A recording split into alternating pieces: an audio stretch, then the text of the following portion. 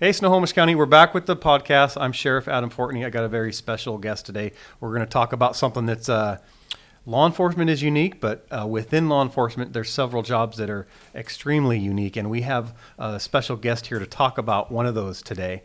It's going to be a very exciting conversation, and I'm interested in a little bit to learn a little bit more myself as well. So we have 38-year, yes, you heard that correctly, 38-year detective Jim Scharf with our Sheriff's Office Major Crimes Unit and Cold Case Squad. And you're here today, and we're going to talk a little bit about you, your history, what you've been up to, and what you're going to be doing in the next several years, which is kind of exciting.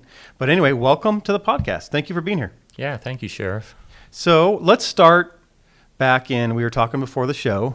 I think you said you started at this position, one of these positions, about 1970s, late 1970s. So you've been around a long time, a lot of historical perspective. I'm interested to hear it. So let's start with that. How'd you get started here? Well, I've always wanted to be a police officer, and I grew up in southern Illinois. I had two brothers that lived out here in the Northwest, and I wanted to live out here, so I moved out here on Memorial Day weekend of 1976 when I graduated from a two-year college back there.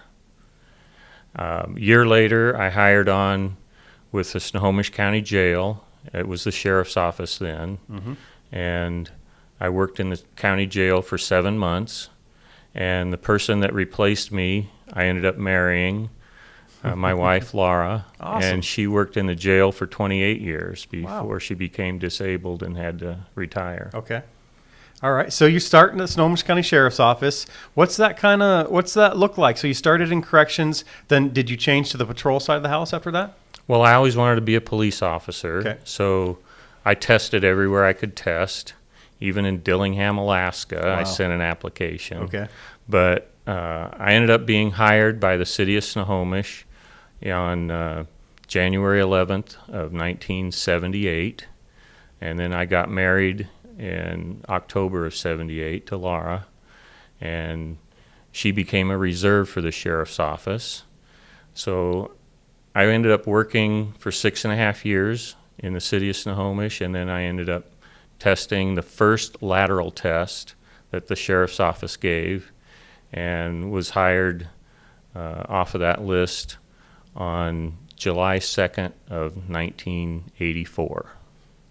Wow, I didn't know that was the first actual lateral test we had. I'm learning something new today, too. That's cool. Yes. So you've been doing this a long time. Yes. Been in public safety.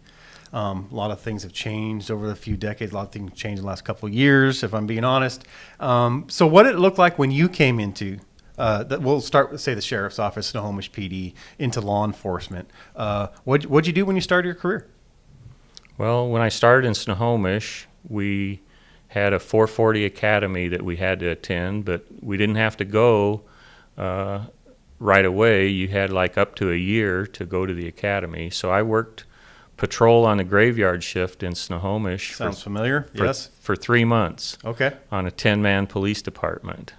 Wow. And then they sent me to the academy. I came out first in firearms and third in my class. And it was all uphill from there. Nice. So then you lateral to the Sheriff's Office. What do we have you doing at that time? I ended up on patrol on Graveyard North. After my FTO period with Mike Miller, for 2 weeks, they put me out on patrol by myself. And I worked North County, what was the 11 area, which was everything around the city of Marysville. And then I worked the 13 area, which was everything around Lake Stevens. Yeah, I worked that one as well. Yep. And then from there, I moved on and worked the 17 area.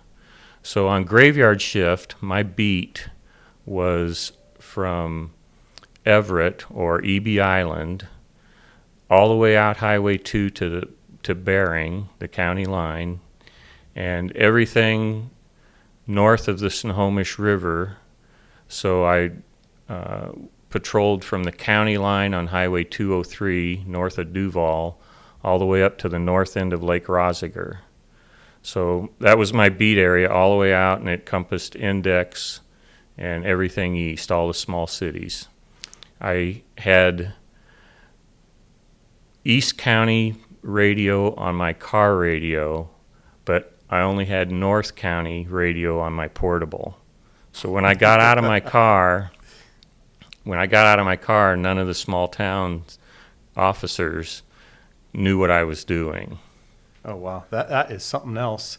What, just out of curiosity, so when you're working graveyard shift back then with a huge area beat, how many partners did you have on graveyard shift at that time? Was there anyone else out there? I was the only officer. Wow. Ross McPherson covered that whole beat on swing shift, but he was a diehard cop, and he would always hang around until 3 or 4 o'clock in the morning. And if you got a call and you didn't know where it was, you'd hear Ross pipe up and say, "Go down to this rock and turn left, and then there's a red house or a red barn, and you turn right," and he'd direct you in. Well, that is something else. And most of us, everybody that starts in this profession, starts in patrol. And that's kind of our roots. That's kind of where I would call it growing up in this profession. So, man, thank you for your service back then in patrol. That's awesome. But that's not where you stayed, though, because I want to talk a little bit about, I said there's some very unique aspects to law enforcement. And not only is being in, we call it major crimes, other people call it a homicide unit or things like that. It's a very unique, I think, profession we have within law enforcement. And then you even took it a step further from that, and we'll get into that in a lot of detail, is the cold case squad. But talk about how you transitioned. So you spent years and years in patrol, and then you decided to test for major crimes. Is that how it happened? No, actually, I told the sheriff's office that I was interested in investigations. We had an incident that happened up in Arlington Heights where I got choked unconscious. Oh, wow. By a mentally ill person. And we took him into custody, and he died. Okay. And we got sued in federal court for $18 million in 1986. Wow. And we won the case, but it affected me and my family. Oh, absolutely. So my wife preferred that I not work patrol anymore. So Sergeant Butch Davis brought me up into the Crimes Against Children's unit. Okay. So I worked Crimes Against Children for about 6.5 years, and one of those years I also worked adult rape cases. Okay. So from there I applied to the Major Crimes Unit, and I tested number 1 and was brought in. There were 2 openings. One was when Pat Slack left to go to the city of Everett. Wow. And the other opening was from an officer that died that was working with Greg Renta, Okay. Rick Blake. Okay. So Kevin Prentice couldn't decide which person to partner me up with, and I wouldn't choose. So they finally decided that I'd work with Joe Ward, which made me really happy because Joe Ward and Rick Bart were the 2 homicide detectives for like 20 years in Snohomish County. Wow. They handled every homicide that occurred for like the last 20 years. So I felt like I had a good partner that I could learn a lot from. Yeah. So just let the community kind of know. So you come into the homicide unit, and it's kind of self-explanatory what that is. But what's that mean for you? What's that mean as you're a new detective, you're in now our major crimes unit, our homicide unit? What kind of cases are you working at that time? Well, at that time, I think they were just calling it, they weren't calling it major crimes yet. It was like the assault Okay. homicide unit.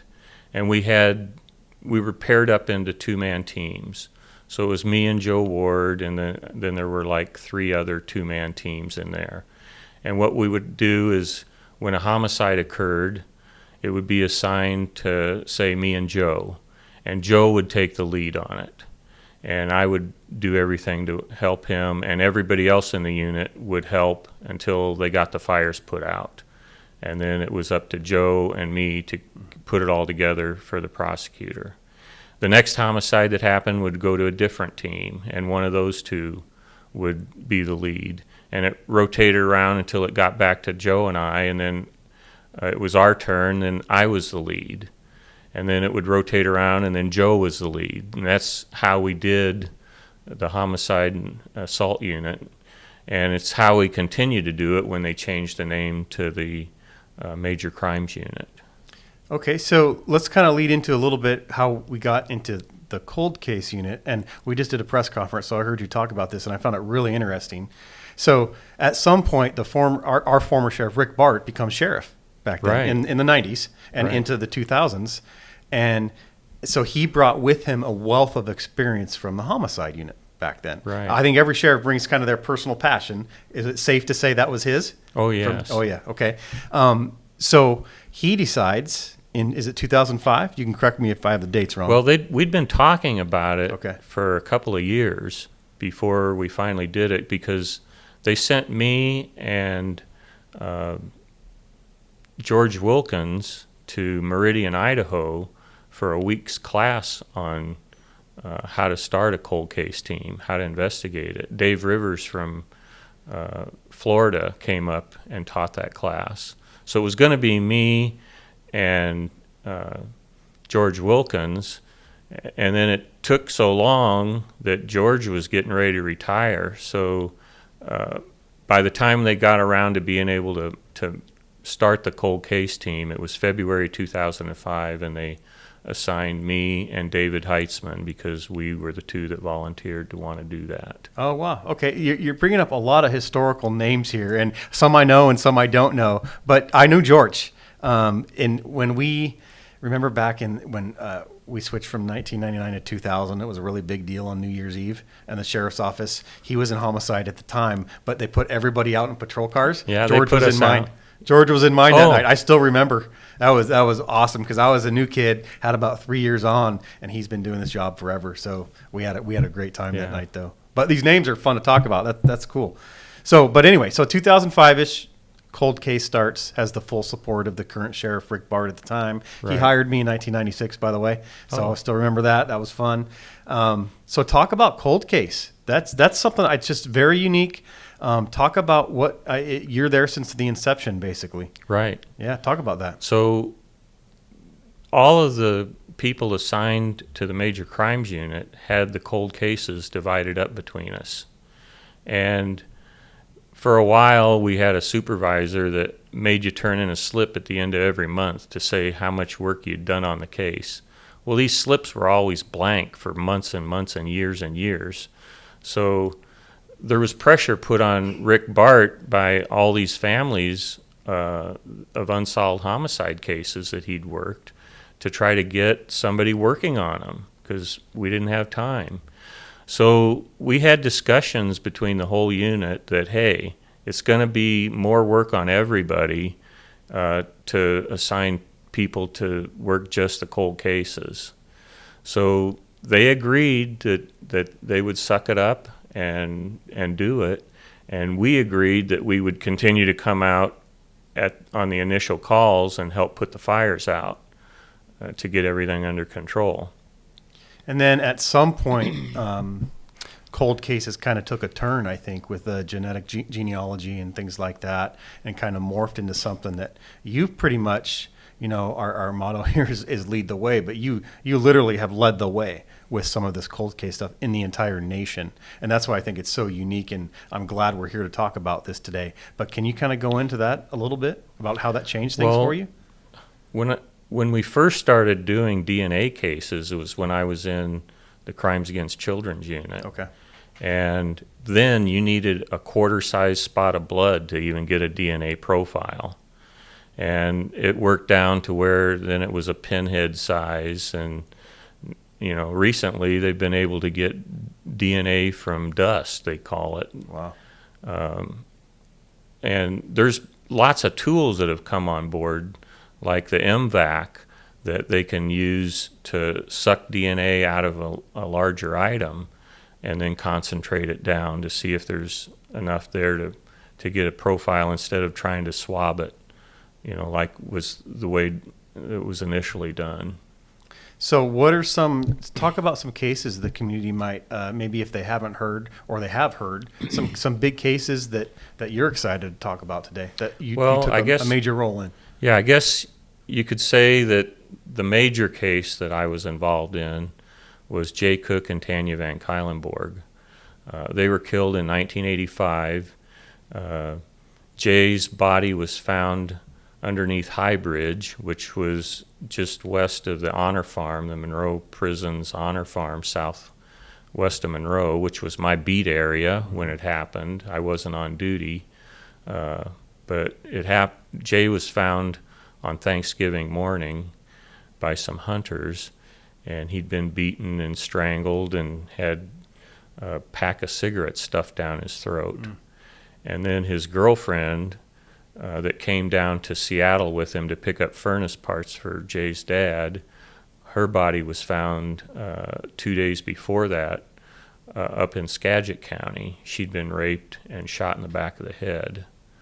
That was probably the most horrific crime that happened in Snohomish County since Charles Campbell killed Renee Wickland and her daughter and the neighbor. Wow.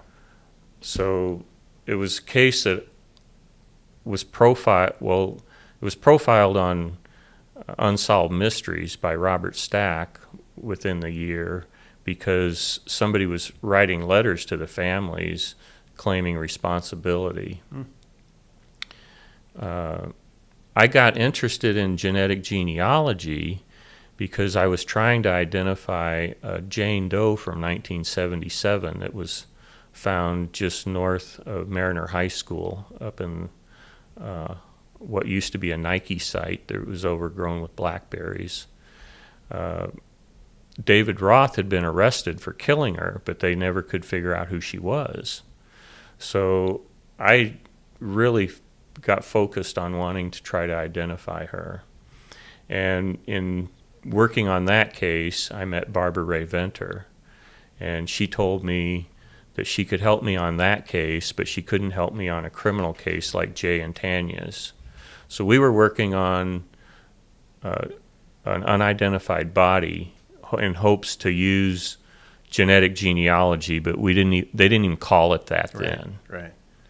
So the Jay and Tanya case, I think people will be interested. You at some point you ended up with that case. Yes. What ended up happening with that? Well, actually, Jeff Miller came to me. He was the captain in investigations, and he came to me one day and he said, "Hey, Jim, I was down in Tacoma. I learned about this new tool. It's called phenotyping. Parabon Nanolabs does it, and it sounds like a really cool thing because they can take a DNA profile and make a composite sketch of what the person might look like, and it gives them their hair color and eye color and that kind of thing." He says, "I want to use it on a case because it's only $3,600. So find me a case." Well, I had 2 or 3 cases that were high priority, but Jay and Tanya's was probably the highest. Sure, yeah. So I got a hold of Lisa Collins at the State Crime Lab, and I asked her if this was something that she had more DNA extract left over that we could use. And since the DNA was left on Tanya, we had to get Skagit County on board to give us permission to send the DNA off to a lab. So we ended up going in halves with Skagit County, and they got the DNA from the lab, the extract, and sent it off to Parabon. And they made up a composite sketch.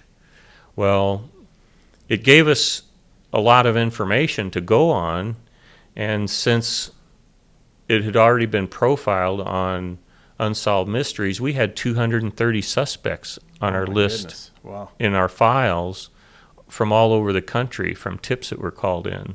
So Joe Dunn and I and the Skagit County detectives and a detective from Canada, where Jay and Tanya came from,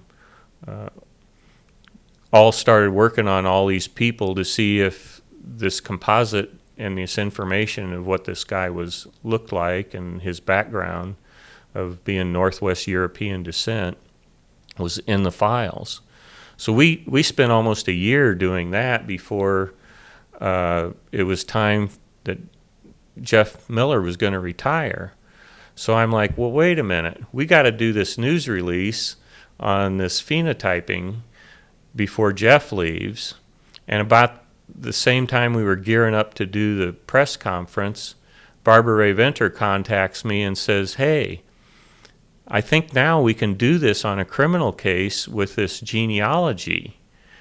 And I was like, well, I'm in the middle of this now. She says, well, you need to get a new sample sent to another lab and get a SNP profile instead of the STR profile. And that's what we need to start moving forward with it. So I had to put that off until we did the press conference before Jeff Miller retired. And we had Parabon Nanolabs come out, Steve Armentrout, to do the news release when we showed the composites of what the suspect might look like at age 25, 45, and 65. Okay. We had those composites made up. Well, we ended up getting about another 120 tips in of, hey, that guy looks like the guy that bought a sandwich in front of me at the deli today, or that looks like the guy that cuts grass down the street. It wasn't any tip that said, well, we saw a guy like that driving Jay's van, you know. So it really, I could see that it was causing more work for us.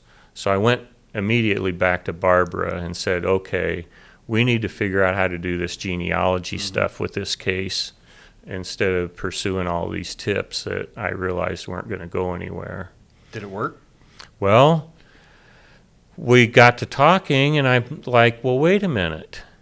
If Parabon Nanolabs gave us this information to make a composite, and they know air color and eye color, then it must be the same kind of DNA profile that Barbara wants us to get to do the genealogy. So I contacted Parabon and said, if you got a SNP DNA profile, I want to give it to Barbara because she's going to upload it to GEDmatch for me, and we're going to match to relatives and then build a family tree to figure out who it is. And the guy I talked to at Parabon said, well, we need to check with our legal advisor before we can start giving up profiles. So 3 days later, they caught the Golden State Killer. Oh, wow. And I got an email from Barbara Ray Venter saying, Jim, they caught the Golden State Killer today, and I was behind it, but I don't want anybody to know that. So here she was keeping it a secret from me that she was already doing genealogy on a case. Wow. So the next day I talked to Steve Armentrout at Parabon, and he's like, well, the floodwaters broke yesterday. He says it's something that we've always wanted to do. So, you know, I've got the profile you want, and I want to upload it to GEDmatch for you.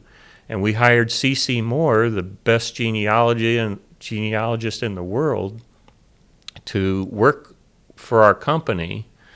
So he said, if you give me written permission to upload it, then we'll have a profile and tell you who did it by next week. Wow.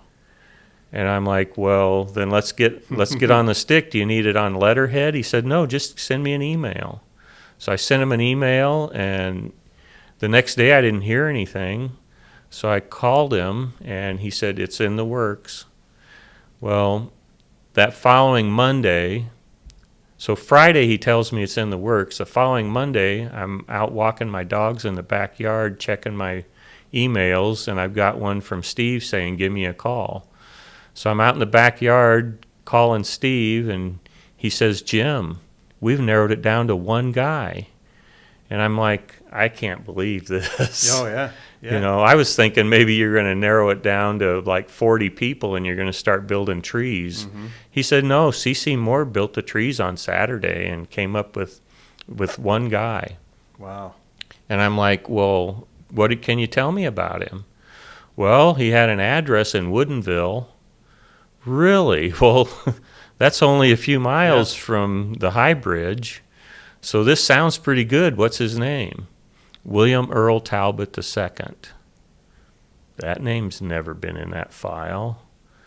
I've got to figure out who this guy is. Well, I had a doctor's appointment that day, so I went into Everett and went to the doctor, and then came up to the office and ran the name and found out that, yeah, he had a couple of addresses in Woodinville area.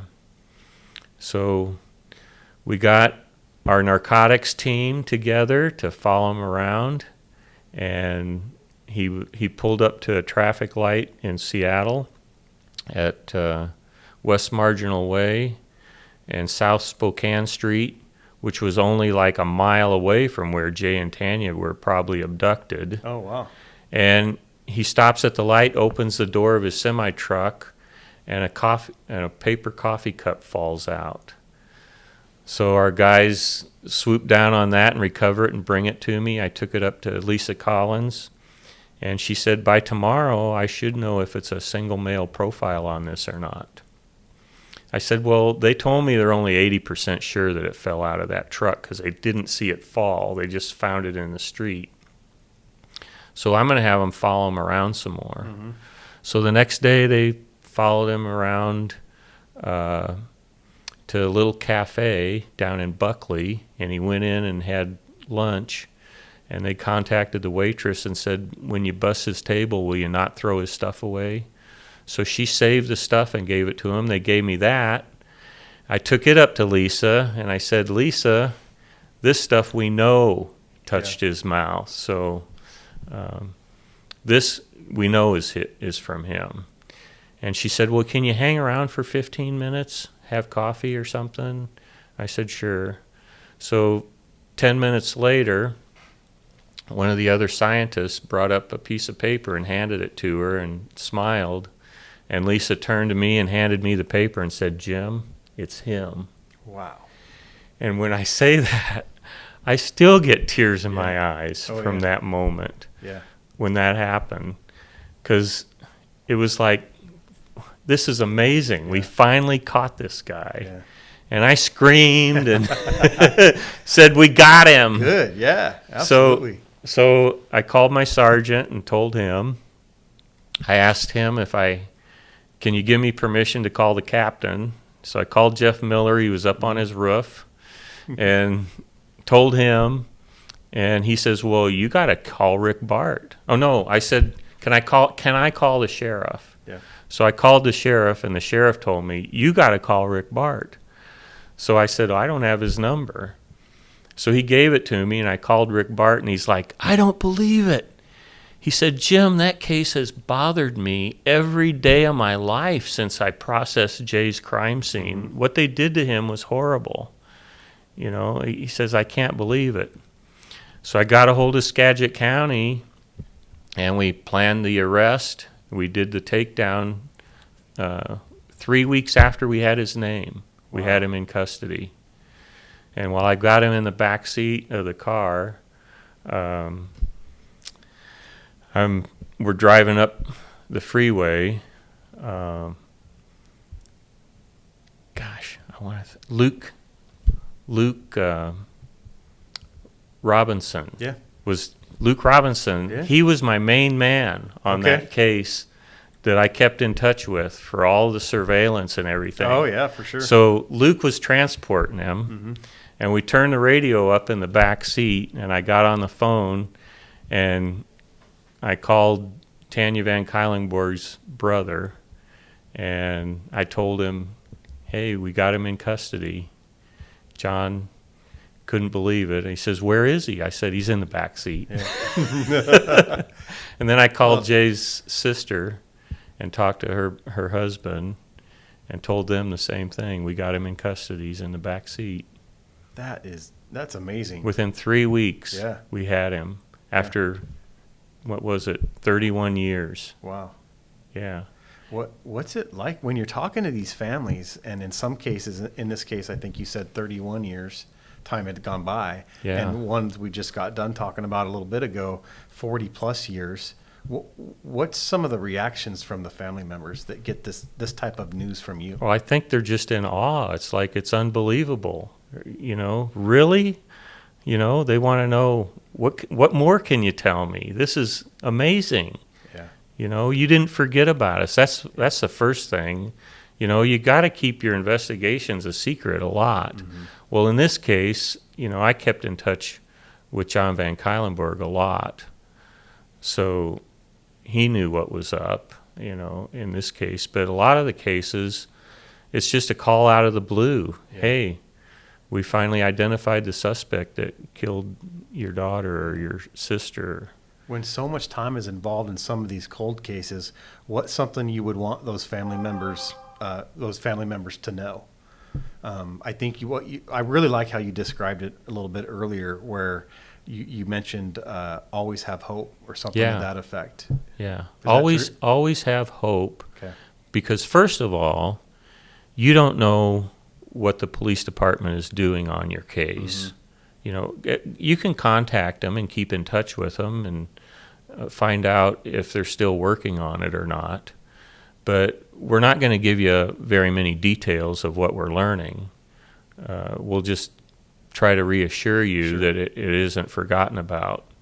But if we're not hearing from the families, we just try to, lay low and keep silent and work on the case until we can get it solved.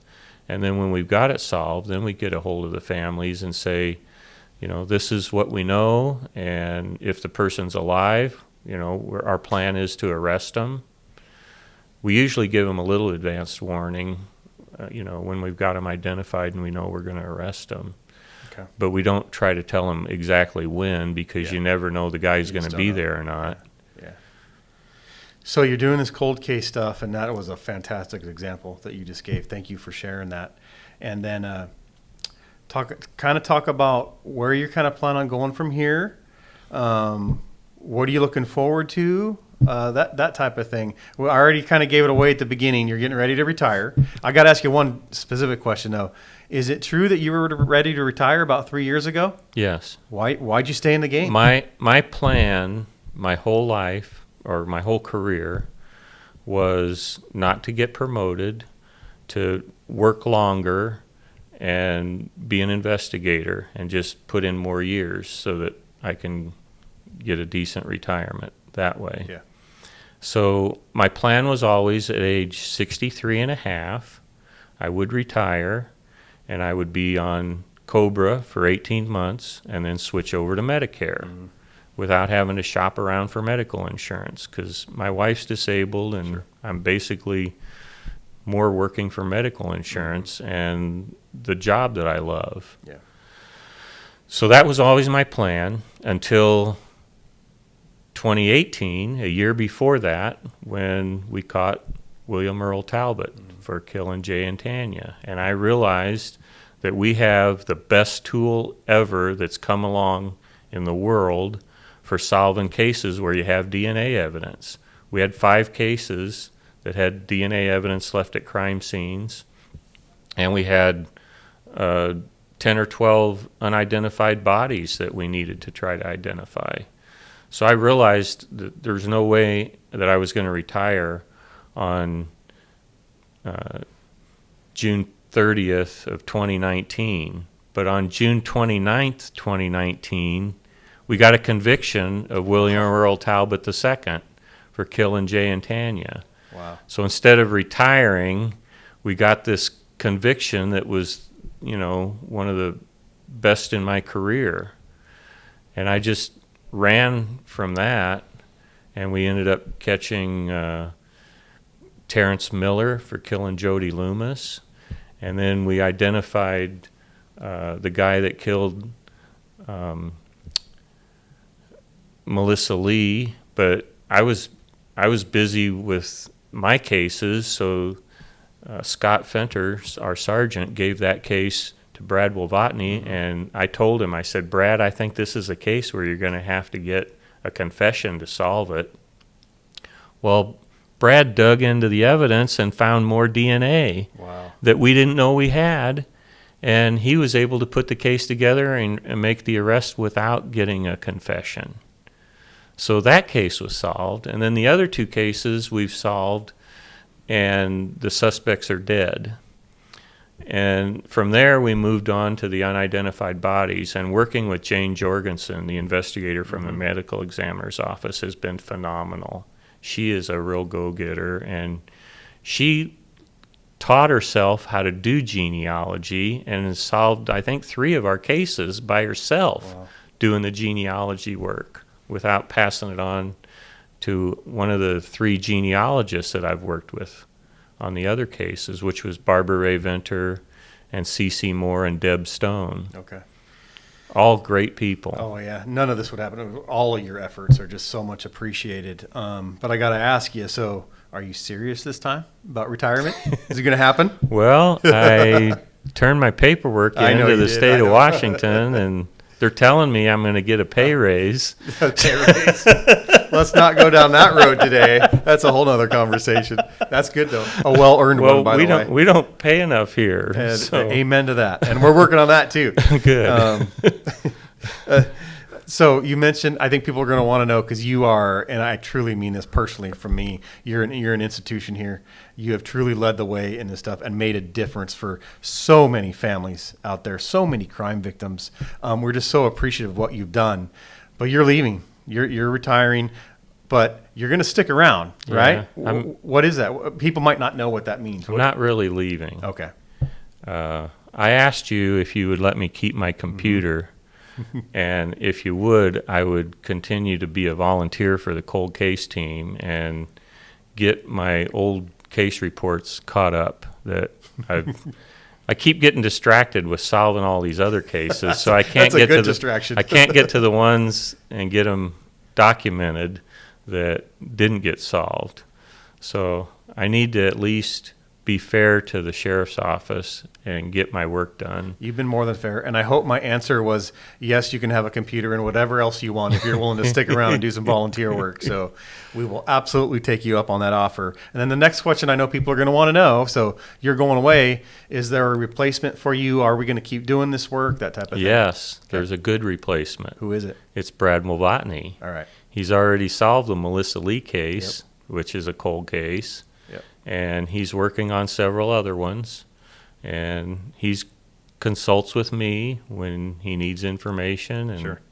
I'm always available to help him out and catch up on all of my information. He says I got a mind like a steel trap, so hopefully I don't lose that. Yeah, I don't think so. I don't think so at all. So we'll wrap up a little bit here. I want to do something a little bit different. We usually do, we do retirement stuff all the time, and this usually semi-private, but you're here today, and so 38 years of service. We talked about some of your service over the decades to Snohomish County. It's 38 years. That doesn't happen every day, so thank you on behalf of the Snohomish County Sheriff's Office for your 38 years of service, and your continued to volunteer your time here. I can't thank you enough.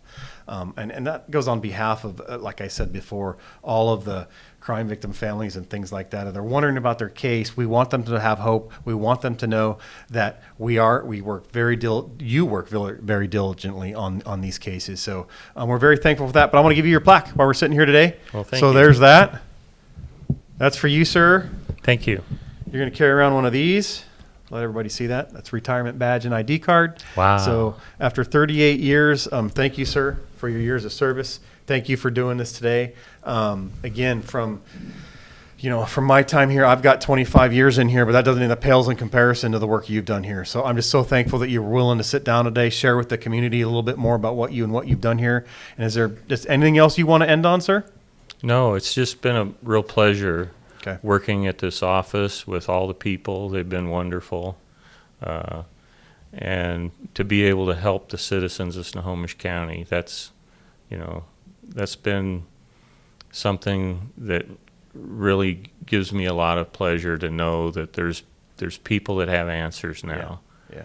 And everybody in the major crimes unit works super hard. Mm-hmm. They're some of the hardest working people around that I know of. And outside of that, I really don't get around the agency enough, and I probably don't even know 90% of our deputies That's anymore. okay. It's changed a lot over the last few years, but that's okay. New kids are still coming in and wanting to do the job, so that's a good thing. But it is a good we want to thing. celebrate you today, and thank you so much. We should end on what you just said because that was perfect. But just thank you. Thank you for your years of service. I really appreciate it. Well, you're welcome. All Thank right. you.